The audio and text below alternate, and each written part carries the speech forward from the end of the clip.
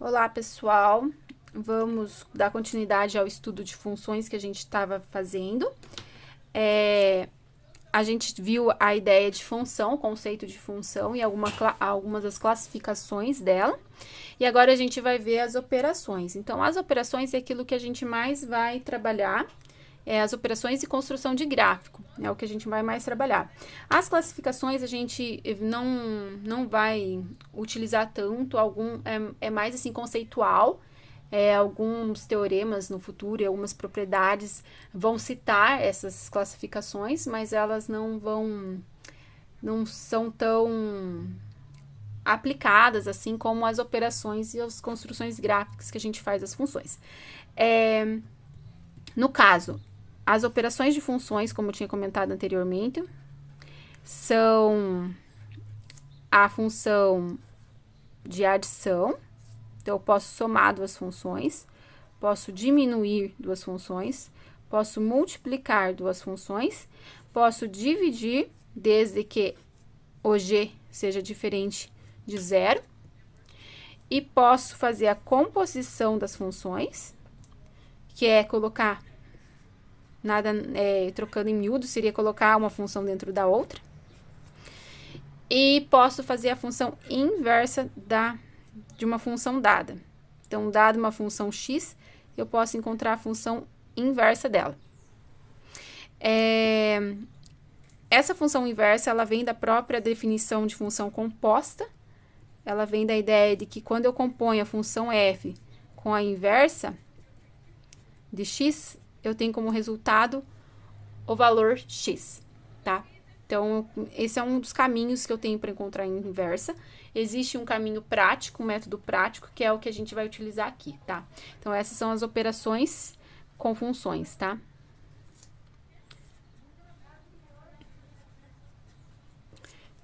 São 6 operações no total. A gente vai ver o caso de cada uma delas. É muito simples somar a função. Se for funções polinomiais, a gente utiliza a mesma ideia que a gente usava quando a gente resolvia expressão lá no ensino fundamental, que é juntar os termos semelhantes, potências que têm o mesmo expoente, e ir juntando. Funções de naturezas diferentes, igual somar um logaritmo com uma função trigonométrica. Então, a gente só deixa indicada a soma e não tenta inventar a moda, né? Então, por exemplo, eu tenho uma função f de x igual a log... Opa! Ignore que a professora escreveu errado, né? Então, eu tenho uma função f de x, que é igual a log de x na base 10, por exemplo. E eu tenho uma função g de x igual a seno de x. Então, são duas funções de natureza diferente. Então, não tem como escrever a soma delas como algo diferente do que só indicando a operação, né? Então, só indicando que existe uma soma. Então, a soma delas é escrita dessa maneira. Agora, se eu tiver dois logaritmos ou de mesma base, eu até tenho como operar entre eles, né? Ou então, se eu tiver uma função polinomial e coisas do gênero, né? A gente vai ver alguns exemplos, então, dessas operações. E esses exemplos são bem parecidos às vezes eu usei até a mesma expressão, em alguns casos, do que aquilo que a gente tem na lista, tá? Na atividade que eu propus para essa semana para vocês. Tá? São duas atividades, uma referente a esse primeiro assunto e outra referente à aula que a gente vai ter na quarta-feira, ok?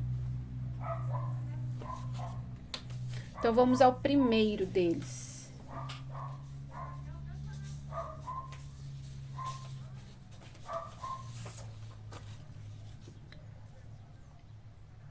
Então, o primeiro deles é esse exercício aqui.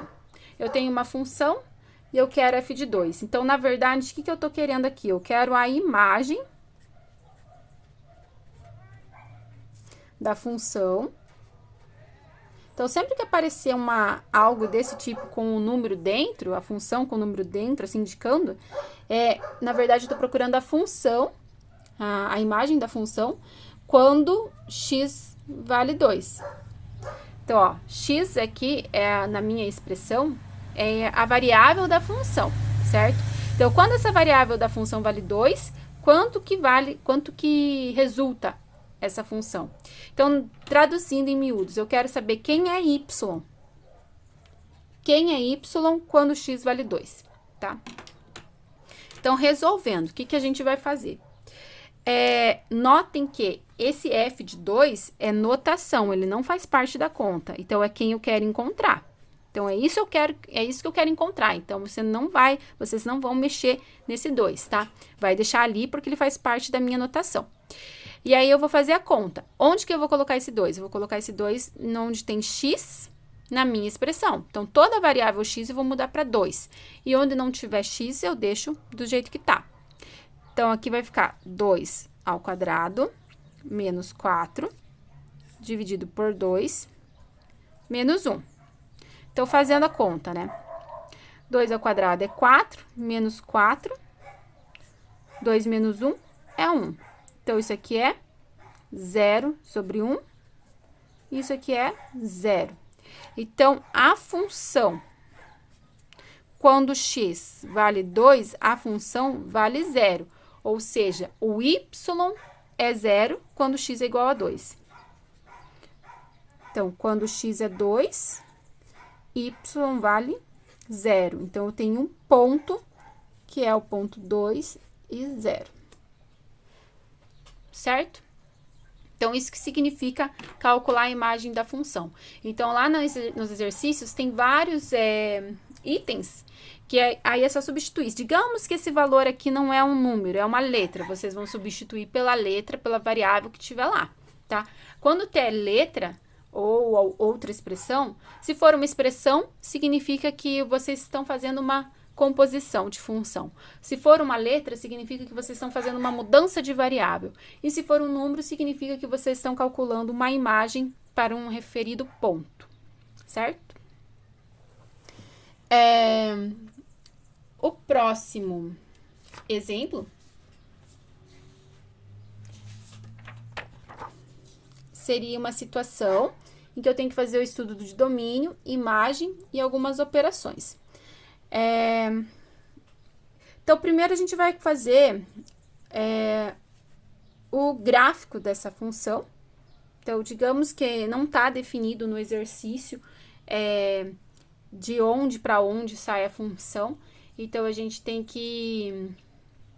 gente vai analisar esse domínio como se, assumindo que ele é o maior possível, certo? Então, assim, assumindo que ele é um número, conjunto dos números reais. Então, existe algumas situações que... Só um pouquinho que a imagem está desfocando aqui, gente.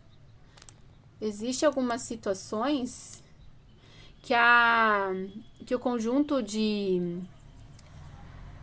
do domínio, ele tem que ser restrito devido às condições da própria definição da função. Então, por exemplo, a função logarítmica.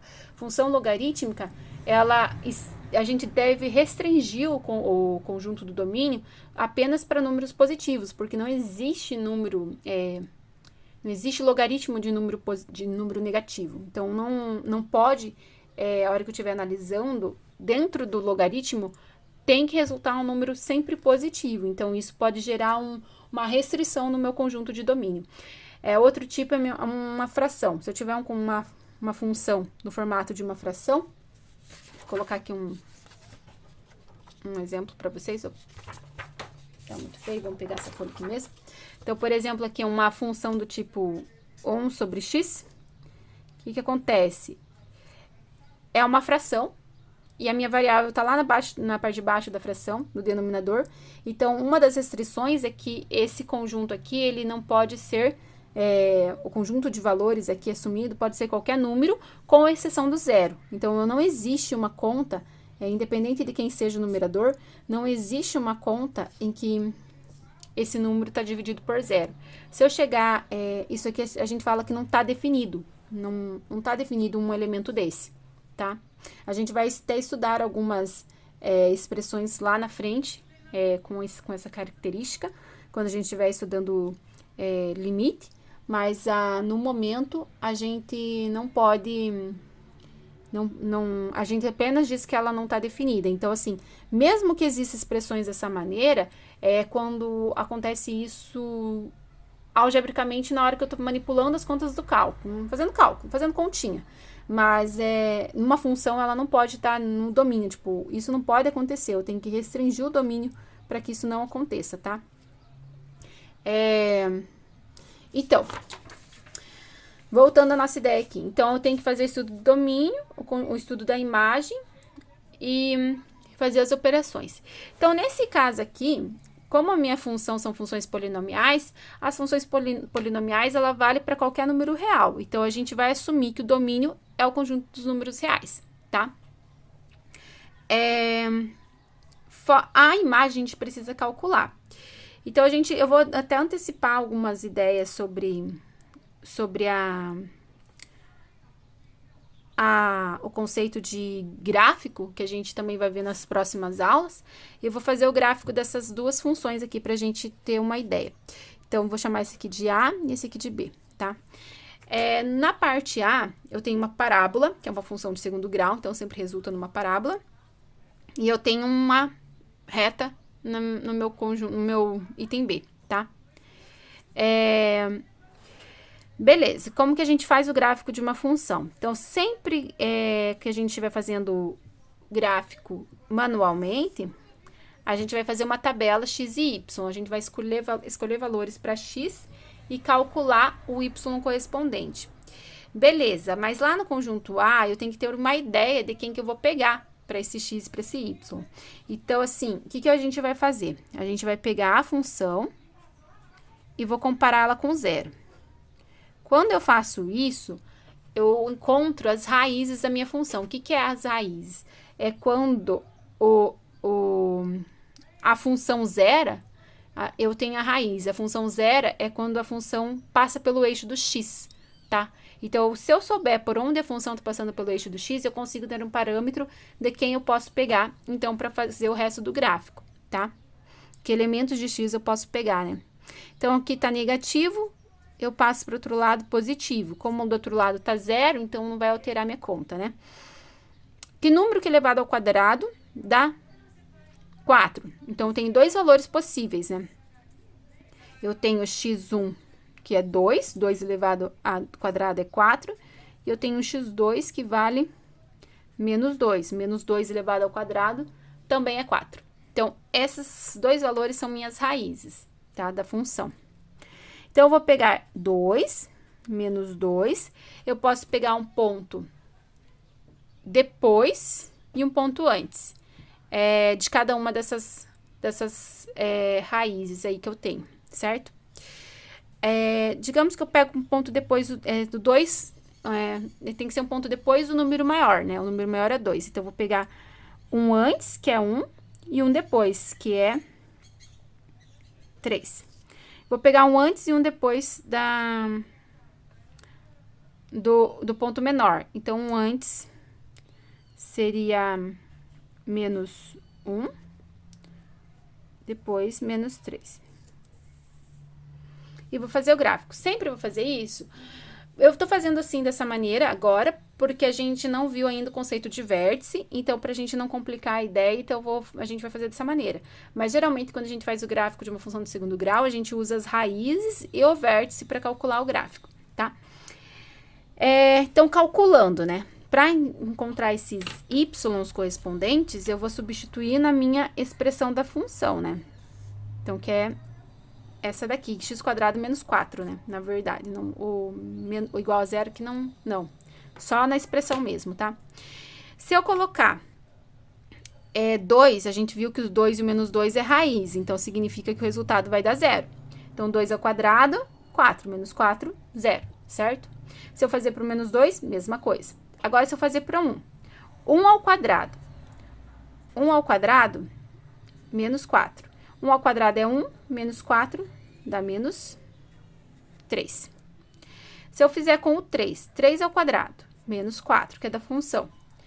3 ao quadrado é 9, menos 4, 5. Se eu fizer agora com o valor menos 1,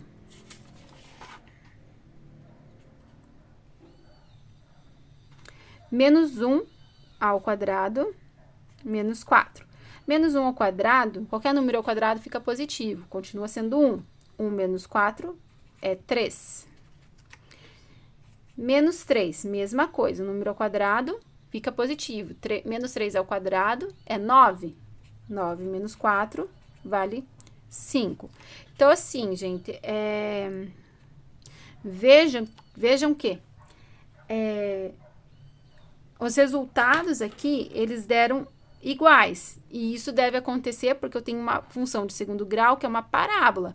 Então, se eu pegar pontos simétricos, automaticamente eu tenho também os mesmos resultados, tá bom? Então, assim, fazendo o gráfico aqui dessa função.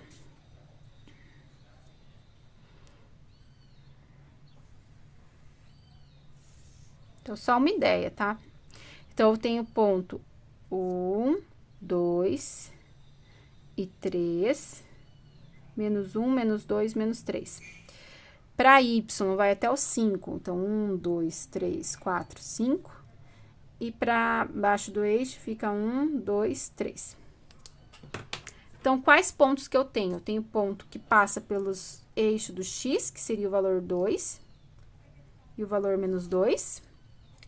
E tem os pontos anterior, que é o 2, que vai levar lá para o menos 3. O 3, que vai levar lá para o 5 positivo. Aqui eu vou ter também menos 3, leva lá para o 5. E o menos 1 leva lá para o menos 3. Então, dá para ter uma ideia de como que se comporta a função. E a gente sabe que essa função é uma função parabólica. Então, a gente, veja que a gente não conseguiu chegar no vértice, mas a gente pode ter uma ideia de que ela uma hora vai fazer a curva em algum ponto, tá? Então, esse seria o gráfico da função. Como que eu faço para achar esse vértice aqui? Para achar o valor exato que a função, por onde a função passa? Então, eu posso pegar as minhas raízes, que é x1 e x2, e x1 e x2, e x1 não é igual a x2 não, tá, gente? Pegar as minhas raízes, deixa eu colocar aqui, ficar mais fácil. x1 e o x2, eu pego essas duas raízes e somo esses dois valores e tiro a média. Então, isso, na verdade, é fazer a média aritmética. Como ela é uma função sempre simétrica, então, a gente consegue ver que o eixo de simetria tá bem certinho aqui no eixo do y. Então, é como se esse eixo aqui estivesse dividindo a função no meio, tá?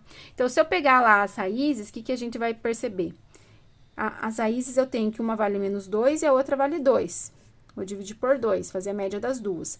A média das duas é 0. Então, significa que o x do vértice vai partir do 0. Que isso daí a gente consegue meio que ter uma ideia pelo próprio gráfico.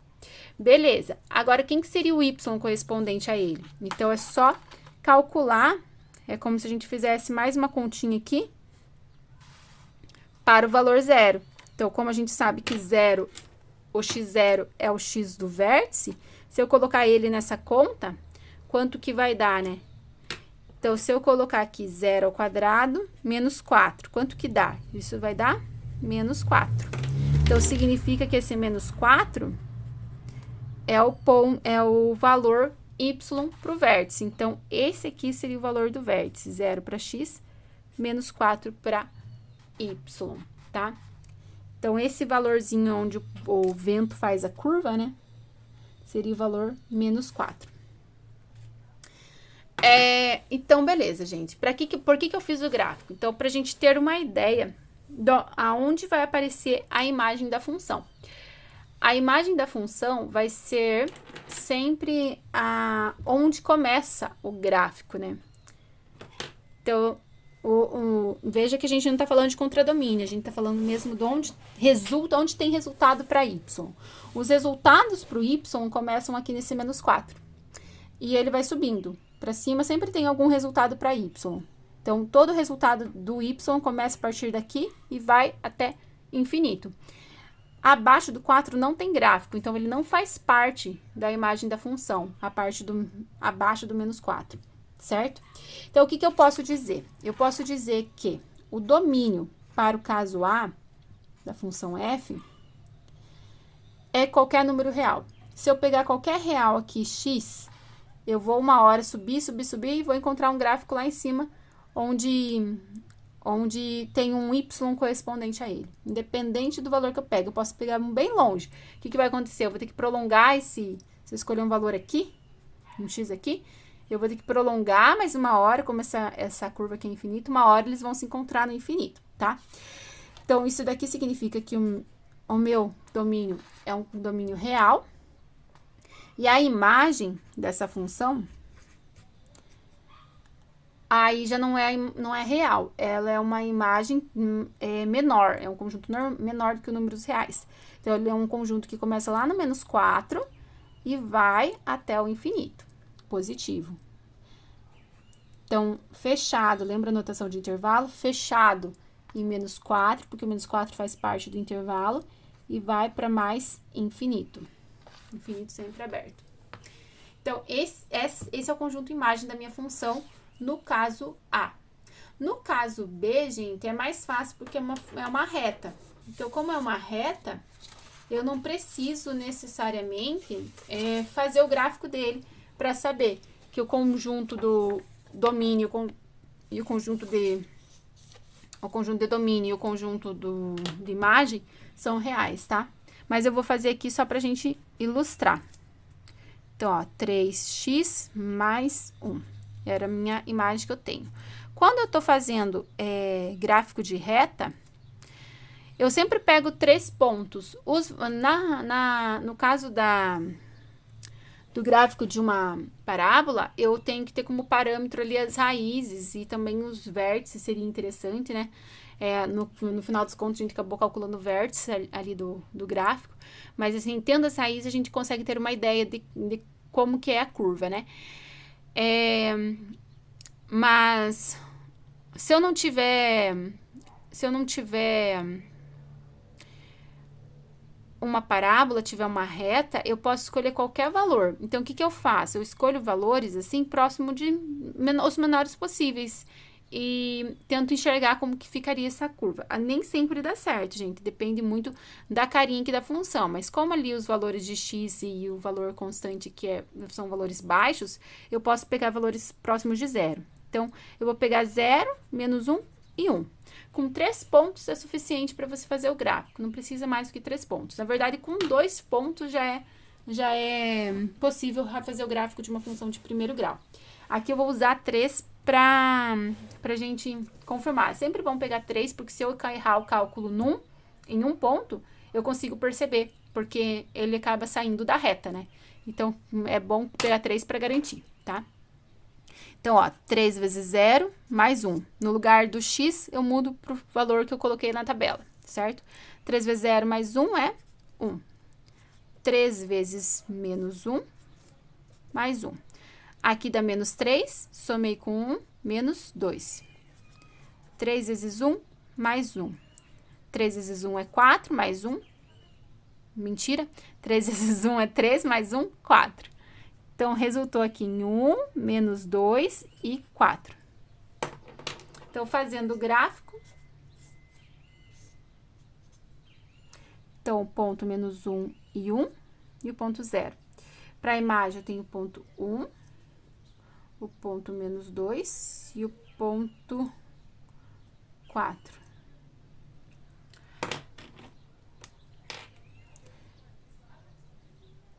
Então, o 1, ele leva lá para o 4. O 0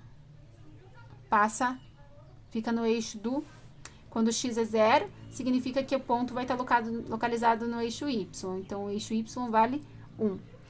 E quando o x é menos 1, ele vai levar lá para menos 2. Então, tenho meus 3 pontos. Consigo fazer o desenho da reta.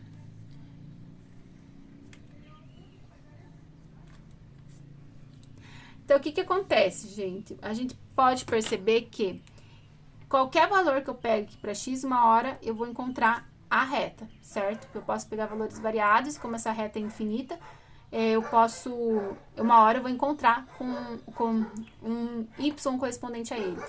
E esses valores que eu pego para x é tanto positivo quanto negativo. E a imagem que eu encontro para ele também, como o gráfico da função prolonga-se para cima e prolonga-se também para baixo, significa que existe gráfico tanto na parte de cima quanto na parte de baixo do gráfico. E isso significa que a minha imagem é real, tá? Então, aqui, no caso, o domínio da função g é real, porque eu posso pegar qualquer x, tanto x positivo quanto x negativo, e a imagem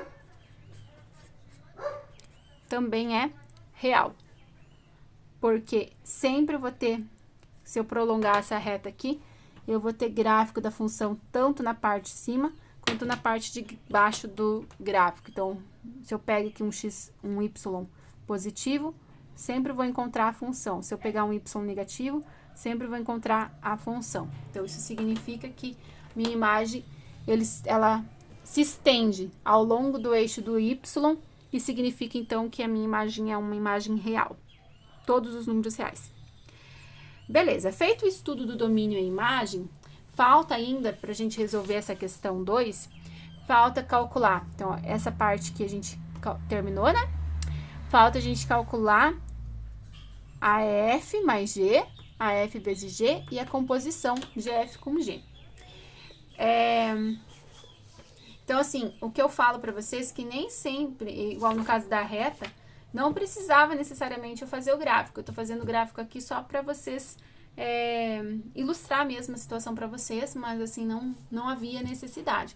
Caso na hora de vocês fazerem um exercício, vocês não conseguirem enxergar onde que tá o domínio e a imagem, eu aconselho que faça o gráfico para ver se fica mais fácil de enxergar quem é esse domínio e quem que é essa imagem, certo?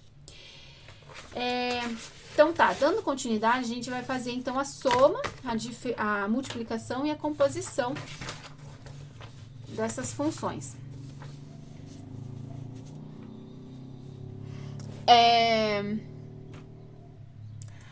No caso da soma, eu vou fazer f mais g.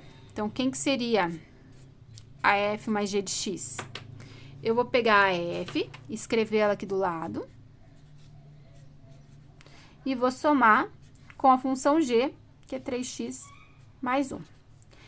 Então, beleza. O que a gente vai fazer? Juntar os termos que são semelhantes. X quadrado, não tem ninguém semelhante a ele, repete. 3x também não tem, repete. Menos 4 mais 1 são semelhantes, são termos numéricos, então eu posso fazer a conta. Menos 4 mais 1 é menos 3. Não tem como simplificar mais para a minha operação. Então, a soma f mais g é esse polinômio aqui. F vezes g.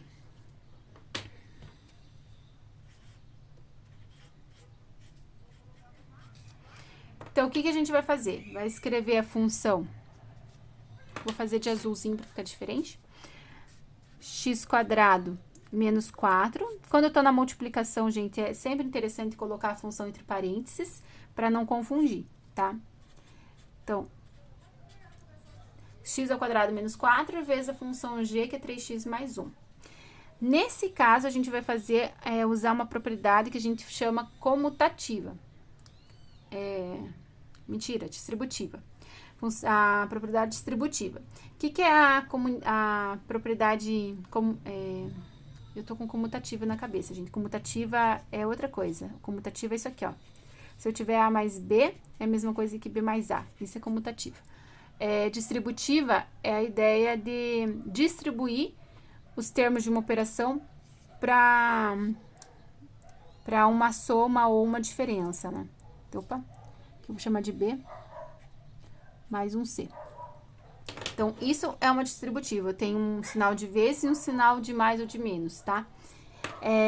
Que a gente faz de fato? A gente pega o carinha que está fora do parênteses e distribui ele para quem está dentro do parênteses. Então, ficaria AB mais AC. Então, isso é a propriedade distributiva. essa propriedade a gente vai utilizar aqui para resolver essa operação. Então, eu vou pegar esse cara aqui, x² e distribuir para os dois termos aqui da minha soma. Então, vai ficar x² vezes 3x mais x² vezes 1. E a mesma coisa agora com menos 4. Menos 4 vezes 3x. Vou fazer aqui embaixo, menos 4 vezes 1. E ainda tem o menos...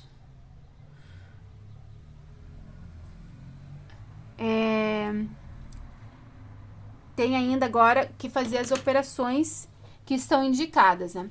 Então, veja que eu distribuí o x² para esses dois valores, né? x² com x, 3x, x² com 1, o menos 4 com 3x e o menos 4 com 1. Agora, fazendo as operações de multiplicação primeiro, depois reduzindo ele com os termos semelhantes. Então, lembrem que o termo numérico, vamos operar com o termo numérico. E termo algébrico, que é os que tem letra, eu vou operar com quem tem letra, tá?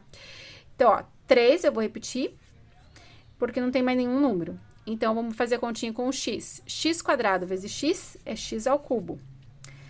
Aqui eu tenho 1x. Toda vez que aparece o 1 vezes alguém, que é algébrico, na verdade, vezes qualquer número, né, gente? Independente se é algébrico ou se é numérico, 1 vezes qualquer coisa é o qualquer coisa, tá? Porque ele é o elemento neutro da multiplicação, ele não altera. Então, eu posso escrever como x². Menos 4 vezes 3 é menos 12x. O x repete porque ele é o único termo numérico. E aqui embaixo, que é o último termo, tem o menos 4 vezes 1, que é menos 4. Não tem ninguém semelhante. Então, esse termo tem o termo x ao cubo, x ao quadrado, x e termo independente. Como não tem ninguém semelhante, a operação finaliza nesse polinômio. Então, f vezes g é esse polinômio aqui. E a última operação é a minha operação de composição de f com g. F composta com g. Quando tem uma composição, gente, eu vou colocar uma função dentro da outra. Então, sempre começa com a externa. Então, a externa indica a externa. A que vem a seguir é o que vai dentro dela. Então, f composta com g significa que o g está dentro da f, tá? Então, eu uso a estrutura da função f e na variável da função f eu vou mudar para g. Então, a estrutura da função f é x² menos 4. Então, no lugar da variável x de f, eu vou mudar para a função g. Então, esse aqui eu vou colocar no lugar do x, tá? A g eu vou colocar no lugar do x. Então, eu vou colocar g ao quadrado menos 4. Então, veja que a estrutura é a estrutura da função f, tá? Então, ó, g² menos 4. A única coisa que eu mudei é a variável de x para g. Tá, quem que é a função g? A função g é 3x mais 1 ao quadrado, que é da estrutura da função f, e o menos 4 também da estrutura da função f. Se eu quiser deixar desse jeito, posso deixar?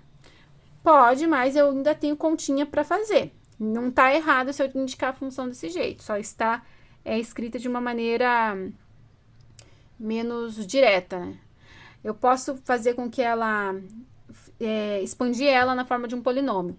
Então, como que eu faço isso? Eu posso usar a ideia da distributiva aqui, abrir a potência e fazer distributiva, ou posso usar o produto notável.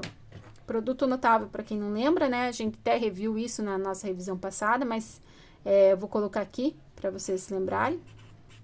Se eu tiver um termo binomial ao quadrado, é o quadrado do primeiro, 2 vezes o quadrado do primeiro pelo segundo, mais o quadrado do segundo. Então, o quadrado do primeiro seria 3x elevado ao quadrado. Como resposta, eu obtenho 9x². 2 vezes o primeiro pelo segundo. Então, 2 vezes 3x, 6x. 6x vezes 1, 6x. Mais o quadrado do último termo. Então, mais 1 menos 4. Nesse polinômio aqui, que eu tenho de operação ainda para fazer?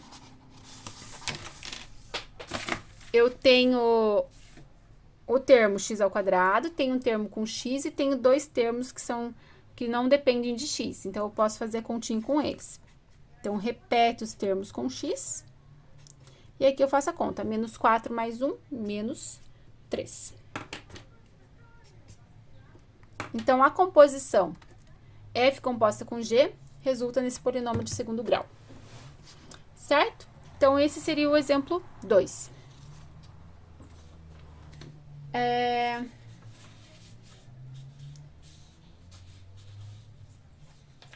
Exemplo 3. Esse exemplo é um exemplo mais que envolve a composição e que envolve também a lei de formação da função. Então, que eu tenho uma função de primeiro grau, onde eu não conheço quem é A, quem é B, mas eu sei o resultado da composição dela com ela mesma. Então, eu sei que f composta com a própria f resulta em 3x menos 5. Então, o que a gente vai fazer? A gente vai fazer a mesma ideia que a gente fez no exemplo anterior para resolver a composição. Eu vou usar a estrutura da f, que é a função de fora, e vou mudar a variável para f, que é a função de dentro. Então, ó, a vezes f mais b é igual a 3x, e o segundo membro eu vou apenas repetir. Então, quem que é f? Ax mais b. Então, olha, essa função f, que é isso daqui, eu coloquei aqui dentro, tá? Então, vai ficar, no final das continhas aqui, a ao quadrado x mais ab mais b igual a 3x menos 5.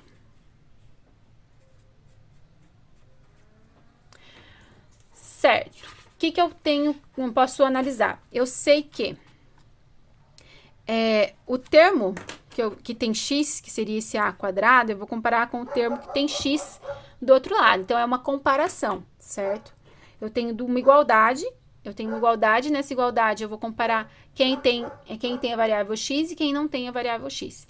Então, eu sei que a ao quadrado, eu vou comparar com o 3, que é o cara que está lá junto com o x. Então, significa que o a é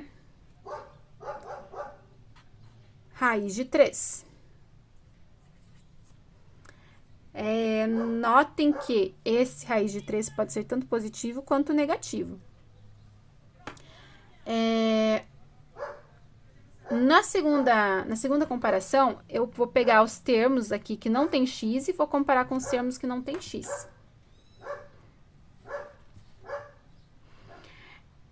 Os termos que não tem x é a mais ab mais b igual a menos 5. Então, que é uma continha e que é outra continha, né? O que a gente vai fazer? A gente vai substituir esse... Primeiro, a gente pode colocar o b em evidência. Então, a mais 1 igual a menos 5. Então, o b aqui, eu vou passar esse cara que está multiplicando b, vou passar para o outro lado. Menos 5 dividido por a mais 1. O a, ele vale raiz de 3 ou menos raiz de 3. Então, é como se eu tivesse dois valores para a e acabo encontrando dois valores para b. Então, a função aqui, gente, quando eu chego nessa expressão, já não tenho, eu posso até transformar para um número aproximado, não existe raiz em um número finito para indicar a raiz de 3, ele é um número irracional, então ele vai dar um decimal infinito. Então, eu posso usar de aproximação ou eu posso deixar ele dessa maneira, tá? Posso deixar a expressão da maneira como está.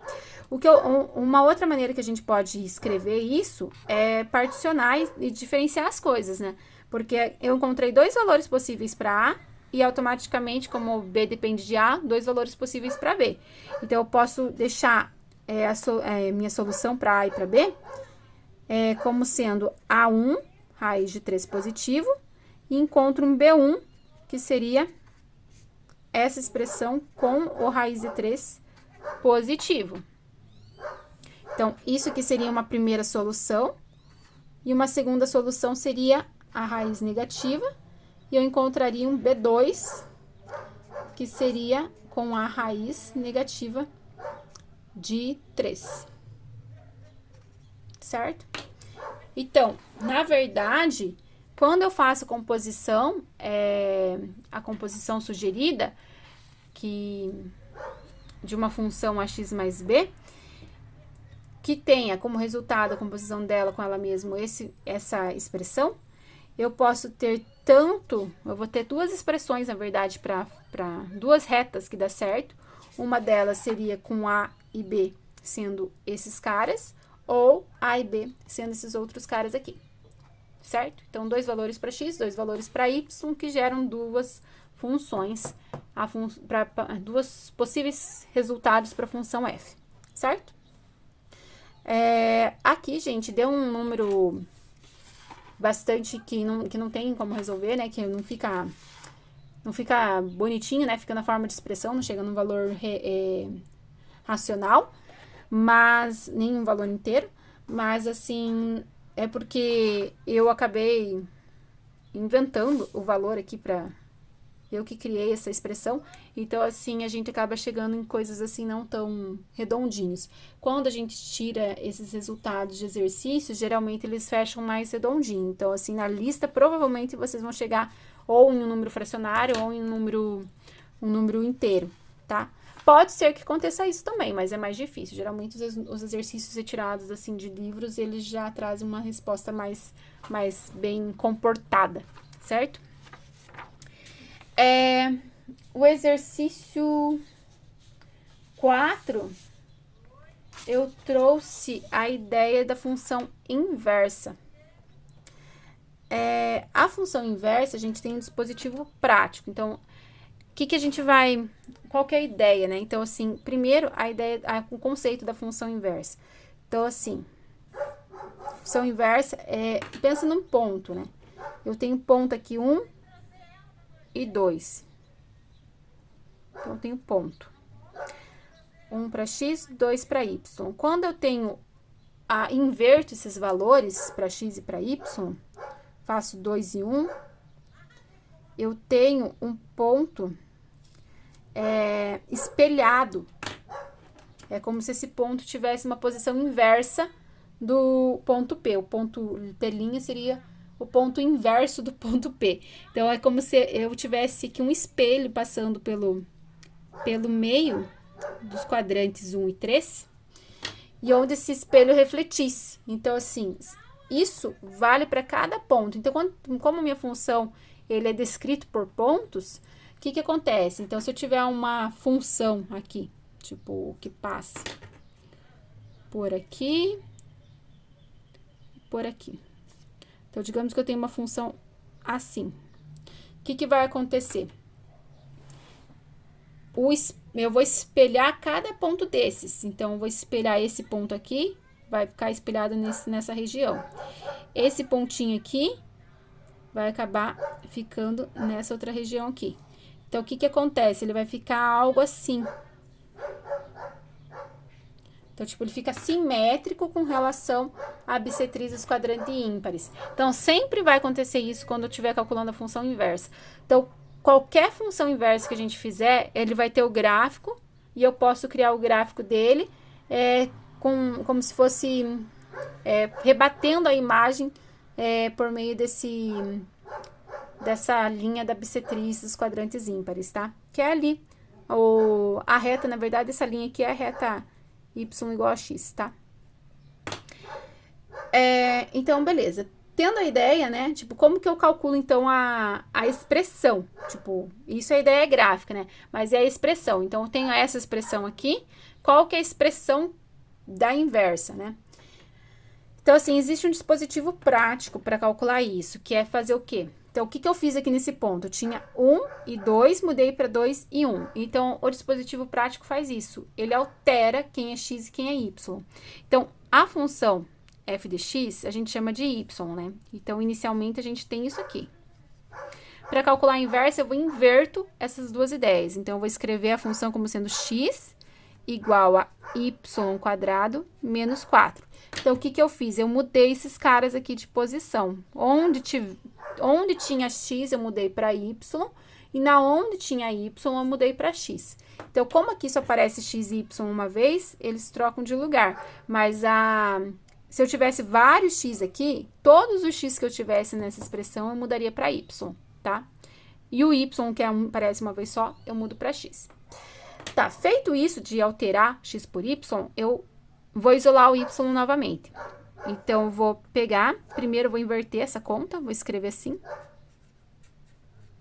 Esse cara no primeiro membro e esse cara no segundo. Então, como eu só girei a equação, não muda ninguém de sinal, tá? Então, agora, como esse cara vai pro lado de lá sozinho, aí já altera sinal. Então, ele tem menos 4, vem pra cá, mais 4.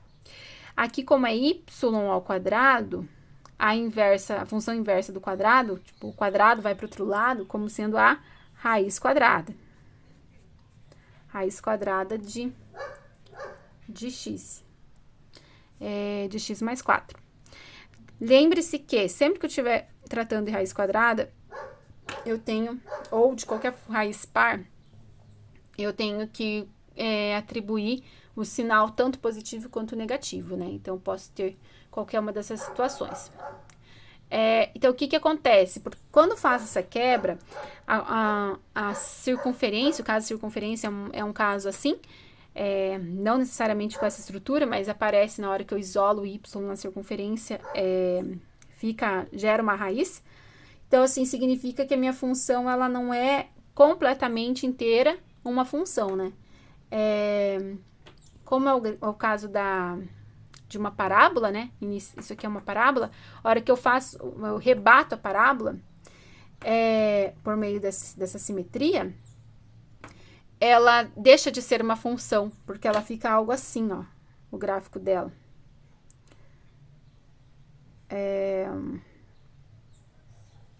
Ela fica algo assim, ela é assim, e a hora que eu rebato, ela vira algo assim. Quando vira algo dessa forma, ela deixa de ser uma função, porque eu tenho aqui um valor para x e eu tenho dois valores para y para o mesmo x. Então, o que acontece? Esse sinal de mais e de menos, ele quebra a função em duas regiões. Então, a parte positiva, esse sinal de mais aqui, é como se fosse esse gráfico acima desse eixo de simetria. Então, é como se isso aqui fosse a raiz de x mais 4, e essa parte de baixo